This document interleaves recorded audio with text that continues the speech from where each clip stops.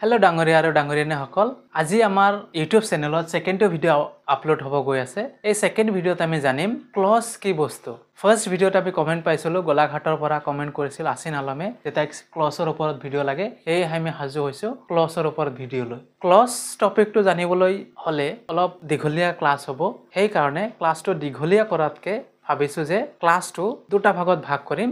এইটো হ'ব তাৰ ফাৰ্ষ্ট ভিডিও আৰু ইয়াৰ পিছে বেছি আমাৰ सेकेंड भिडिओ तो आहिबो। सो फर्स्ट भिडिओ आमी जानिम what is a clause, the history of clause. माने आगर भिडिओत जेनेके आमी हिस्ट्री কৈছিলো अल्फाबेट এটা কৰ পৰা আহিল, কোনে ইউজ কৰিলে, কেনেকে মানুহৰ মাজত আহিল, কেনেকে ইংলিশ ল্যাঙ্গুৱেজত আহিল, ঠিক তেনেকে হৰু এটা হিস্ট্ৰি ইয়াৰো আছে। এই হিস্ট্ৰিতে জানিম আৰু এই হিস্ট্ৰি মতেই ক্লজৰ ক্লাসিফিকেশন হৈছিল, ক্লজৰ টাইপস হৈছিল, ক্লজৰ ডিভিজনস হৈছিল। সো এখানে সেই হিস্ট্ৰি মতে আমি জানিম যে ক্লজ কেই প্ৰকাৰৰ, তাৰ পিছত আৰু ফাৰ্দাৰ ডিভিজন হৈছে সেইবিলাক আমি পিছত জানিম। কিন্তু প্ৰথমে আমি তিনিটা বস্তু জানি লও আহকচোন। ফাৰ্স্ট জানিম হোৱাট ইজ এ ক্লজ।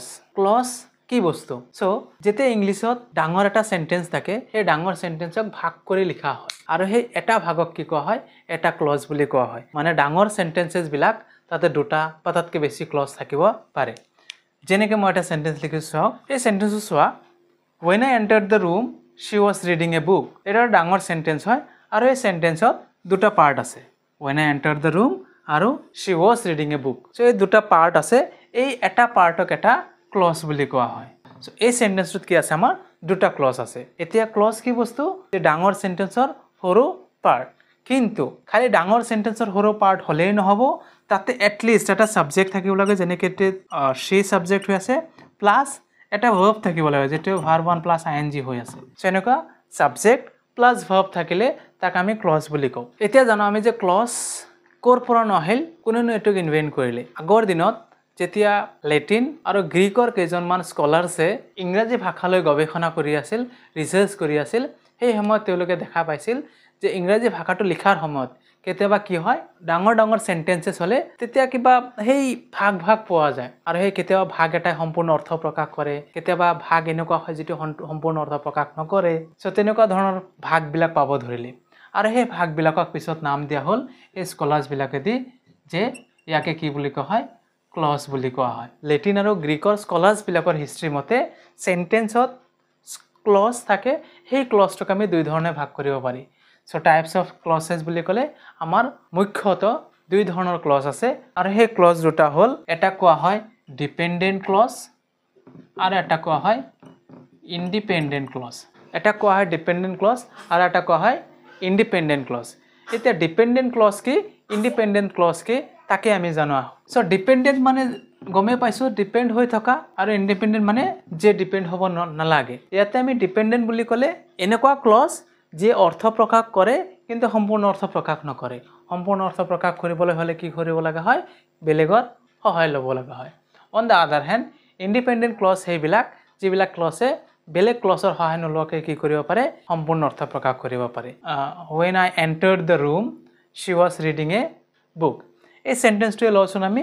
এই সেন্টেন্সটো যেতিয়া আমি ডিপেন্ডেন্ট আৰু ইন্ডিপেন্ডেন্ট ক্লজ কি চাব যাম, এইটো এটা ভাল এক্সাম্পল হ'ব। সেইকাৰণে মই এইটোতে কৈছোঁ চোৱা, যে When I entered the room, যেতিয়া মই ৰুমত সোমাইছিলোঁ তেতিয়া কিবা হৈছিল তাৰমানে। গতিকে এই পাৰ্টটো she was reading a book, এই পাৰ্টটো যদি নাথাকে বুলি ভাবি লওঁ, তেতিয়া when I entered the room কিন্তু সম্পূৰ্ণ অৰ্থ প্ৰকাশ কৰা নাই। যেতিয়া মই ৰুমত সোমাইছিলোঁ তেতিয়া কিবা হৈছিল ক'ব লাগিব, তেতিয়াই সম্পূৰ্ণ অৰ্থ প্ৰকাশ হ'ব। On the other hand she was reading a book, তাই এখন কিতাপ পঢ়ি আছিল, এইটোৱে কিন্তু অলৰেডি সম্পূৰ্ণ অৰ্থ বুজাইছে। সো এই she was reading a book এটা ক্লজ হ'ল, এই ক্লজটোক আমি কি ক'ম, ইন্ডিপেন্ডেন্ট ক্লজ ক'ম। কাৰণ she was reading a book কিন্তু বেলেগ কাৰো সহায় ল'ব লগা হোৱা নাই নিজৰ অৰ্থটো প্ৰকাশ কৰিবৰ কাৰণে। কিন্তু when I entered the room সেই কথাখিনি ক'লে, she was reading a book খিনি নক'লে, এই ক্লজে কিন্তু সম্পূৰ্ণ অৰ্থ প্ৰকাশ কৰিব নোৱাৰে। যেতিয়া ক্লজটোৱে সম্পূৰ্ণ অৰ্থ প্ৰকাশ কৰিব নোৱাৰে, তেতিয়া সেই ক্লজটোক আমি ডিপেন্ডেন্ট ক্লজ বুলি ক'ম। কাৰণ এই ক্লজটোৱে ডিপেন্ড হৈ আছে এইটো ক্লজৰ লগত। এই ক্লজটো যদি নাথাকে তেতিয়া এই ক্লজটোৰ অৰ্থ প্ৰকাশ নহয়। গতিকে সেইকাৰণে এইটোক ইন্ডিপেন্ডেন্ট ক্লজ বুলি কোৱা হয় আৰু এইটোক ডিপেন্ডেন্ট ক্লজ বুলি কোৱা হ'ব। আশা কৰোঁ তোমালোকে ভালকে বুজি পাইছা ক্লজ কি বস্তু।